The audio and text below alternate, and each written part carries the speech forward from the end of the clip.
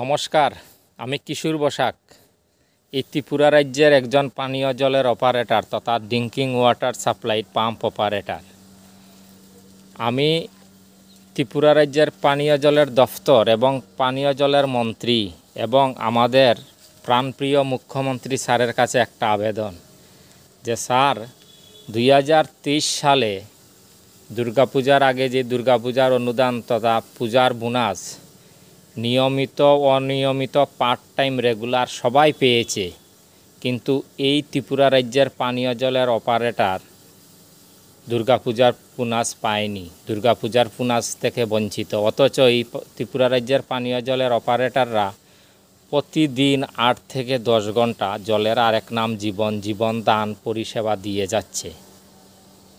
কিন্তু আমরা মাসে বছরে একদিনও ছুটি নেই, বন্ধ নেই।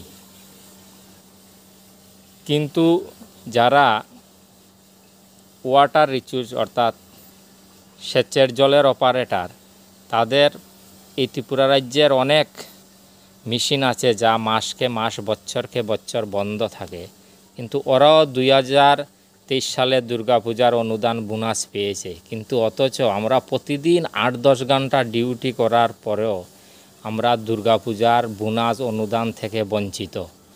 তাই আমি এই ত্রিপুরা রাজ্যের একজন পানীয় জলের অপারেটর হয়ে আমি এই ত্রিপুরা রাজ্যের পানীয় জলের দফতর, পানীয় জলের মন্ত্রী এবং আমাদের প্রাণপ্রিয় মুখ্যমন্ত্রী স্যারের কাছে একটাই অনুরোধ, স্যার আমরা প্রতিদিন 8-10 ঘন্টা ডিউটি করে মানুষকে জলের আরেক নাম জীবন পরিষেবা দিয়ে যাচ্ছি।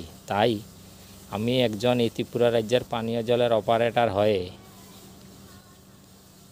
একটাই অনুরোধ যে আমরা 2023 এবং 2024 সালের যে দুর্গাপূজার অনুদান, দুর্গাপূজার বোনাস যাতে একসাথে পাই, এটাই স্যারের কাছে আবেদন। নমস্কার।